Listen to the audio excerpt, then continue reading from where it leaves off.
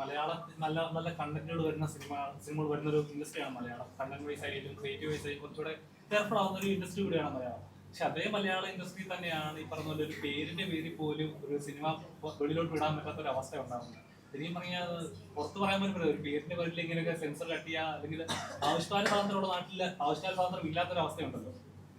എന്നാ പറയാം എന്ന് നടപ്പിലാക്കത്തില്ല. ആർക്ക് എന്ത് വേണമെങ്കിലും പറഞ്ഞോട്ടെ, ഇവിടെ എന്ത് ആവാം എന്നൊരു രീതിയിലേക്കുള്ള ഒരു സിസ്റ്റം ഉണ്ടല്ലോ. അപ്പം കലാകാരനായിട്ടും അതിൽ ഇങ്ങനെ ലോക്കായിപ്പെടുന്ന ഒരു അവസ്ഥയുണ്ടല്ലോ. ശരിക്കും ഒരു ആർട്ടിസ്റ്റ് എന്നല്ലേ താങ്കൾക്ക് എപ്പോഴും ജാനകി വേദ സ്റ്റേറ്റ് ഒക്കെയുള്ള ആ സിനിമയുടെ ജാനകി എന്ന പേര് കാരണം സിനിമ വെളിയിലോട്ട് ഇറങ്ങുന്നില്ല, സെൻസർ ബോർഡ് തടങ്ങി വെച്ചിരിക്കുകയാണ്. അതെ, അപ്പൊ ഞാൻ ചോദിക്കാതെ ഇപ്പം ഒരു സിനിമ എന്ത് കാണണം എങ്ങനെ കാണണം എന്ന് തീരുമാനിക്കുന്നത് ഒരു ഒന്നോ രണ്ടോ പേരല്ലല്ലോ.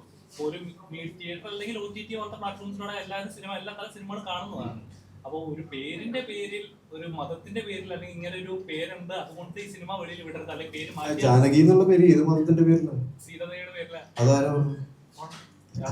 അത് ഒരു സംസ്കാരമല്ലേ, ഒരു നാടിന്റെ ഒരു വ്യക്തിയുടെ പേരായിരുന്നില്ലേ അത്?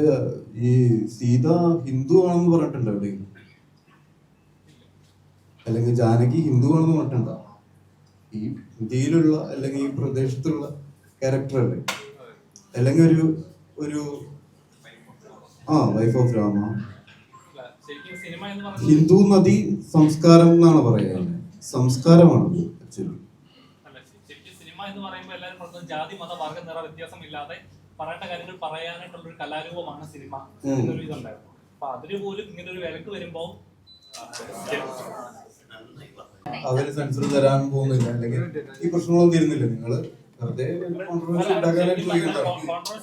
എനിക്കിതിൽ വല്ല അധികാരം ഉണ്ടെങ്കിൽ ഞാൻ എന്തെങ്കിലും പറഞ്ഞിട്ട് കാര്യമില്ല. അതായത് ശരിക്കും പറഞ്ഞ ഈ നൂറ്റാണ്ടിലാണെങ്കിൽ പോലും മാറ്റപ്പെടേണ്ട കാര്യങ്ങൾ മാറ്റേണ്ട സമയവും മാറ്റപ്പെടേണ്ട. അതല്ല ഞാൻ പറഞ്ഞു, എനിക്ക് മാറ്റാൻ പറ്റുന്നത് എന്നെ മാത്രമാണ്, മറ്റുള്ളവരെ എനിക്ക് മാറ്റാൻ പറ്റില്ല. അപ്പൊ നമ്മൾക്ക് നമ്മളെ മാറ്റി മുന്നോട്ട് പോവാന്നുള്ളതാണ്. കാര്യങ്ങള് നമ്മൾക്ക് എല്ലാവർക്കും പറഞ്ഞാലും പറയാതെയും മനസ്സിലാവേണ്ട ആൾക്കാരാണ് അല്ലേ? നിങ്ങൾ തന്നെ ആദ്യം പറഞ്ഞു എന്നെ ഇങ്ങനെ കാണാനാണ് താല്പര്യം. അപ്പൊ ആളുകൾ അങ്ങോട്ടും ഇങ്ങോട്ടും തർക്കത്തിലാവുന്നതും അതിന്റെ പേരിൽ തല്ലാവുന്നതും ഒക്കെ ഉണ്ടാക്കാതിരിക്കല്ലേ വേണ്ടത് ആക്ച്വലി. അതായത് കോൺട്രവേഴ്സികൾ ഉണ്ടാക്കി ആളുകളെ തമ്മിലടിപ്പിക്കാതിരിക്കുക എന്നുള്ളതും കൂടി ചെയ്യണം. നമ്മൾ ഒരു കാര്യം സംസാരിക്കേണ്ടതാണെങ്കിൽ സംസാരിക്കാതിരിക്കുക ശ്രമിക്കുക. ചില കാര്യങ്ങൾ അടക്കി സംസാരിക്കേണ്ടത്, അല്ലെങ്കിൽ അത് ചിലപ്പോൾ വരും തലമുറയ്ക്ക് പോലും കൺഫ്യൂഷൻസ് ഉണ്ടാകും ഇങ്ങനത്തെ സംസാരങ്ങൾ. Ultra modern kitchen devices. ഒരു കിച്ചണിൽ വേണ്ട എല്ലാ ലേറ്റസ്റ്റ് ബ്രാൻഡുകളും ഇവിടെയുണ്ട്. ലോകോത്തര ബ്രാൻഡുകൾ, original products, wide range. MyG future.